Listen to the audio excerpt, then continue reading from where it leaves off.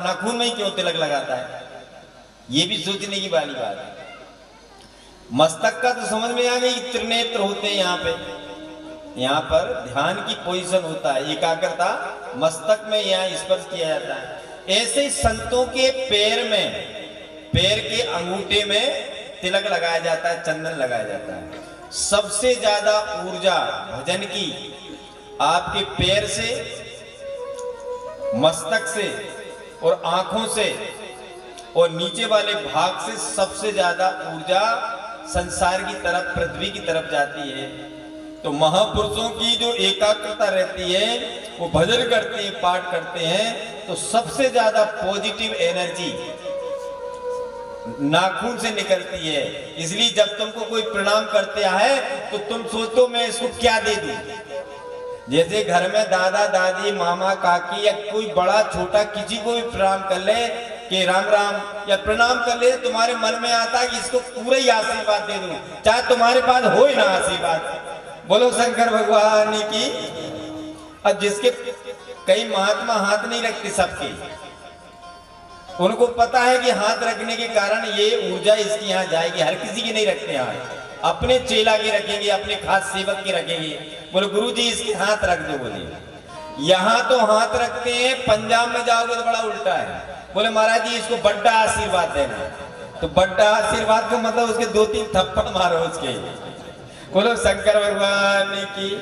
कामदेव ने नारद के द्वारा नारद जी जब वहां गए तो भगवान शंकर ने पहले उस स्थान पर समाधि लगाई थी। नारद जी ने अपने प्राण और ध्यान के द्वारा महाराज उस पे कई प्रकार की कामदेव जब उसको उनके पास आया कामदेव नारद जी के, तो नारद जी काम से विचलित नहीं हुए और उनको अहंकार हो गया कि अब मुझको संसार में कोई स्त्री रिझा नहीं पाएगी। बोलो राधे राधे।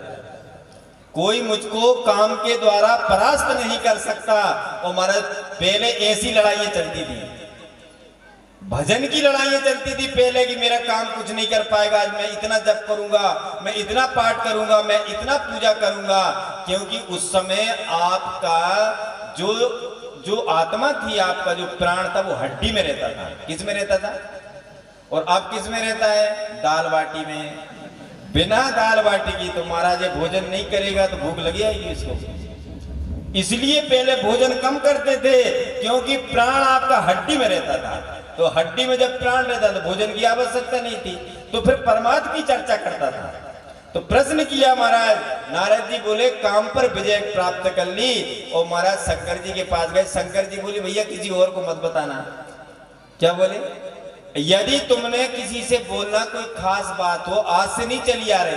बोले भैया किसी माता को बोलना कि जीजी मैं तुमको ये बात बता रही हूं, तू खासम खास है मेरी, लेकिन तू किसी को नहीं बताना। तो महाराज जरूर बताएगी। और यदि तुमने ज्यादा ध्यान नहीं दिया और ऐसे ही बता दिया तो कोई बात नहीं। और जब तक वो बचाएगी नहीं दूसरे तीसरे को, वैसे उसको बचेगा नहीं। वो उसको बताएगी। वो तीसरे से बोले जीजी तू पूरे गांव में खास है, ये मैंने किसी को नहीं बताई, मैंने चुपके चुपके तेरे कान में बोला है।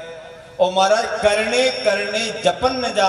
महाराज ऐसे करते करते महाराज पूरा YouTube चालू हो जाएगा और पूरा जगह चारों तरफ पता चल जाएगा। ऐसे ही नारद जी को पता चले इसको अहंकार हो गया। भगवान शंकर बोले कि इसको काम का अहंकार हो गया। शंकर बोले किसी को नहीं बताना। तो बोले बाबा जी चिढ़ता है मेरे से। नारद जी क्या बोले? महाराज ब्रह्मा जी के पास गए, ब्रह्मा जी को बताई मैंने काम पर विजय प्राप्त कर लिया। तो कहते महाराज ब्रह्मा जी बोले भैया तू भी किसी को नहीं बताना। मन में सोचे कि शंकर जी ने मना किया। ब्रह्मा जी का विष्णु भगवान के पास गया। विष्णु भगवान के पास छाती चौड़ी करके बोलता बोले महाराज मैंने काम पर विजय प्राप्त। भगवान बोले देखो निकला था हरि भजन को, कूटन लगा कपास। निकला था हरि भजन को, कूटन लगा कपास। बोले बड़ा इसका अहंकार तो हमको तोड़ना चाहिए। महाराज भगवान ने एक बहुत सुंदर एक नगरी का निर्माण किया। इसकी भी शादी हुई थी नारद जी की। दूसरे पुराण में ऐसे तो बताया कि विरक्त थे।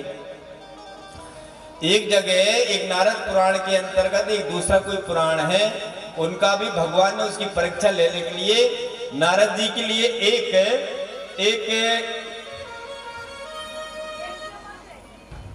भगवान की प्रेरणा से, विष्णु भगवान की प्रेरणा से नारद भगवान को उसको चूर करने के लिए कि इसको अहंकार बढ़ गया, एक नगरी का निर्माण किया और एक कन्या को उत्पन्न किया।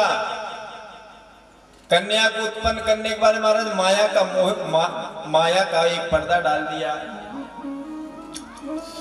अब तो बहुत अच्छा महाराज नगर बन गया, फल फूल लगे हुए हैं, पक्षी चहचहा रहे हैं, तालाब बना हुआ। नारद जी बड़े खुश।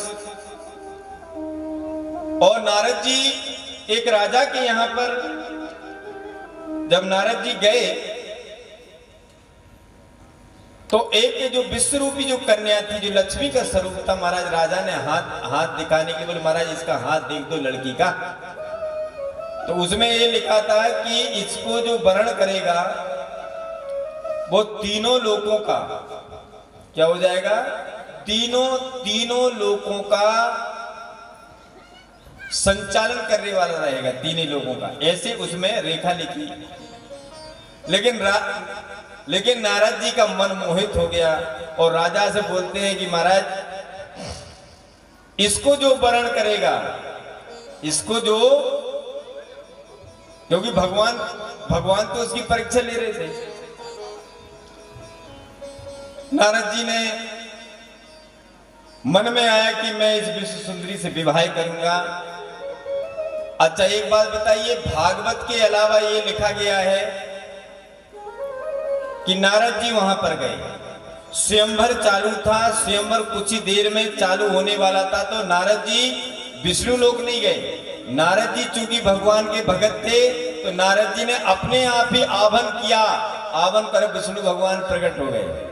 ये शिव पुराण के अंतर्गत जब आवन किया तो भगवान बोले क्या चाहिए, बोले महाराज मेरी ऐसी इच्छा है कि मैं भी विवाह कर लूं। भगवान बोले कि कोई बात नहीं।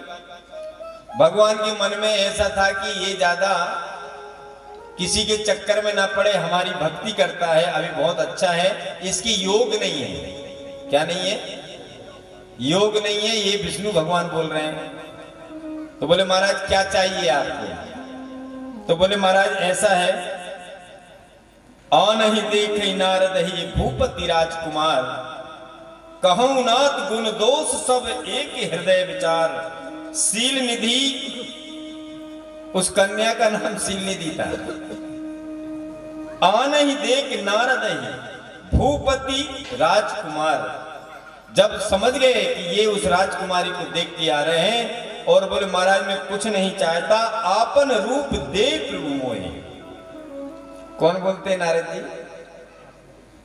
आपन रूप दे प्रभु मोहे, आन भांति नहीं पावे। वही बोले प्रभु मुझको कुछ नहीं चाहिए, आपका रूप मुझको दीजिए। भगवान बड़े संकट में पड़ गए। भगवान बोले कि ये रूप मुझसे अपना मांगने के लिए आया है। विष्णु भगवान ने जैसे वेद अपनी रोगी को सचिव वेद गुरु तीन प्रिय बोले भयास। सचिव का एक कर्तव्य है कि महाराज यदि कोई गलत काम कर रहा हो तो सचिव उसको, यदि सही सचिव है तो सलाह करेगा कि भैया ऐसा नहीं करना, इससे गड़बड़ हो जाएगा।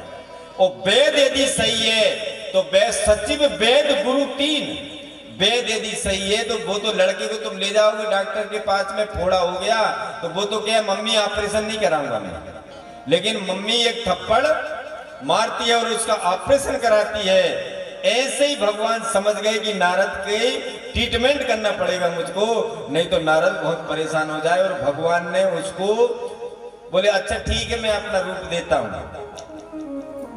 और महाराज नारद जी को लगा कि मुझको रूप मिल गया। और जहां पर शील निधि का क्या हो रहा था, स्वयंवर। अब महाराज बढ़िया बढ़िया राजा बैठे डेंटिंग पेंटिंग करके खूब अपना ब्यूटी पार्लर में।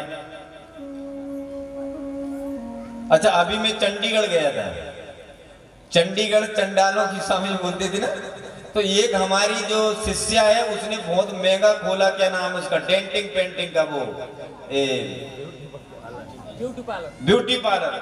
तो मैं गया था वहां पे बोलो शंकर भगवान की।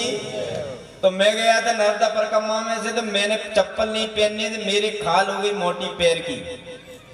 तो बोले गुरुजी मैं सेवा कर देती हूँ। मैंने को भाई तेरी साबुन तेल और ये ब्रश में टूट जाएगा, ये जो तुम्हारा पाँव धोने के लिए पाँव को भी ऐसे किया जाता है चकाचक, उसको उसके भी पैसे लेते हैं, भगवान जाने उसको क्या बोलते हैं।